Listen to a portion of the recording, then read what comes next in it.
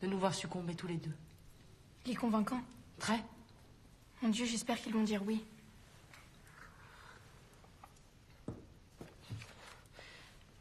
Alors, pour la première fois, des larmes mouillèrent, dit-on, les joues des Euménides, vaincus par ces accents.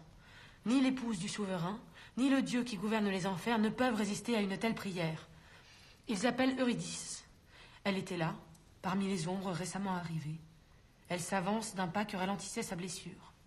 Orphée obtient qu'elle lui soit rendue, à la condition qu'il ne jettera pas les yeux derrière lui avant d'être sorti, sinon la faveur sera sans effet. Ils prennent, au milieu d'un profond silence, un sentier en pente, escarpé, obscur, enveloppé d'un épais brouillard. Ils n'étaient pas loin d'atteindre la surface de la terre. Ils touchaient au bord, lorsque, craignant qu'Eurydice ne lui échappe, et impatient de la voir, son amoureux époux tourne les yeux, et aussitôt, elle est entraînée en arrière. Elle tend les bras, elle cherche son étreinte et veut l'étreindre elle-même. L'infortunée ne saisit que l'air impalpable.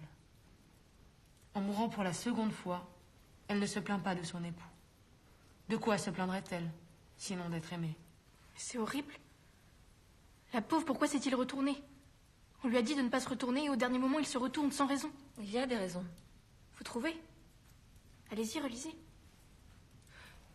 Il n'était pas loin d'atteindre la surface de la terre. Il touchait au bord lorsque, craignant qu'Eurydice ne lui échappe et impatient de la voir, son amoureux époux tourne les yeux.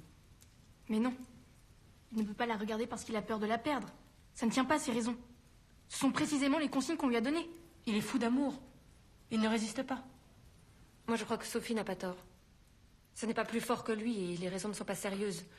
Peut-être que s'il se retourne, c'est qu'il fait un choix. Quel choix? Il choisit le souvenir d'Eurydice. C'est pour ça qu'il se retourne. Il ne fait pas le choix de l'amoureux, il fait le choix du poète.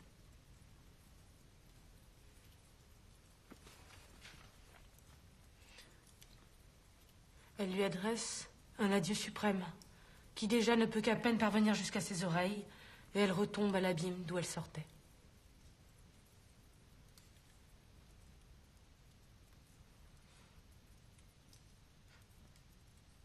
Peut-être que c'est elle qui lui a dit « Retourne-toi ».